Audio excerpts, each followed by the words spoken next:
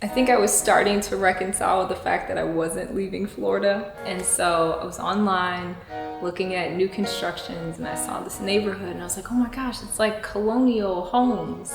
And so I came over and I looked at it and I remember just being blown away. It was beautiful, like every single one of the model home, the inventory home. And the saleswoman just kept telling me like, hey, we've got these houses. We want to get them off the books by the end of the year. I just froze. Like, I don't know what I'm supposed to do. I was approved, but I didn't know what to do. And so that whole month went by, I didn't do anything. And I just kept thinking like, this is huge. This is such a responsibility. I'll be like planting roots. Like, I'm not going anywhere if I buy this house. So I sat on it for a while, but I kept thinking, okay, Jazz, you know you want a house. You said it out of your sleep. You know that was God. Your pastor keeps telling you, like, what are you gonna do? You're just gonna sit here? So we put in an offer. We get to like December 20th and my realtor, Mike, calls me and he's like, you need to look at your email right now. So I was like, okay, fine, I'll go. And I open up the email and the numbers were just like amazing. Like, I was like, oh my God, well, I got that. Like, we're good, right? So I'm so excited coming back I went home to Cleveland to celebrate Christmas. And I get back and Mike calls me and he says, the numbers are wrong. They are now saying I need like thousands and thousands of dollars. And I said, I don't know where I'm supposed to get that from, you know? So day of closing comes and I was at work and I literally was like, God, I don't know what I'm supposed to do. Like, where am I going? And I just remember the Holy Spirit was like, go home. Like, is the money at home? Like, is that what you mean? No, just go home. So I go home and Mike calls me and he's like, hey, they're gonna give us an additional week.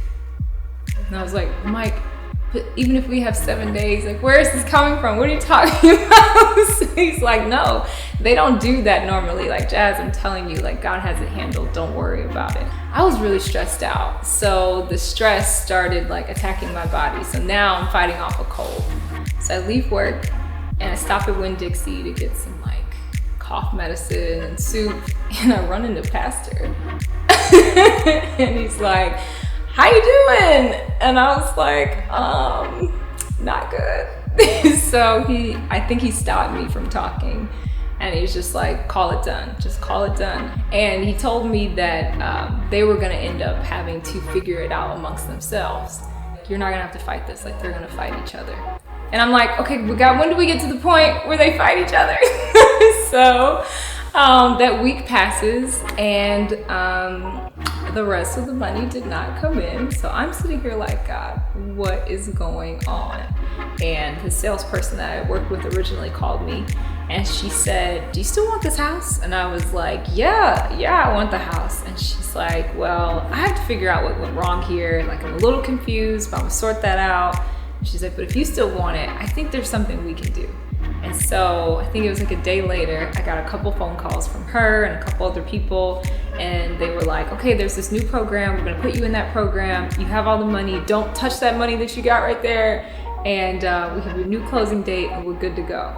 And so I was like, oh, okay. And I sat there and just like made sure I had everything squared away. And I realized I did need a little bit more money. There were a couple of things they wanted me to pay for, like a new appraisal. And I was like, okay, God, I need some more money. I'm not stressing about it. I'm not about to get sick about it. Like, clearly you want me to have this house. You want me to have it, you give me that money. So I went to church that Sunday.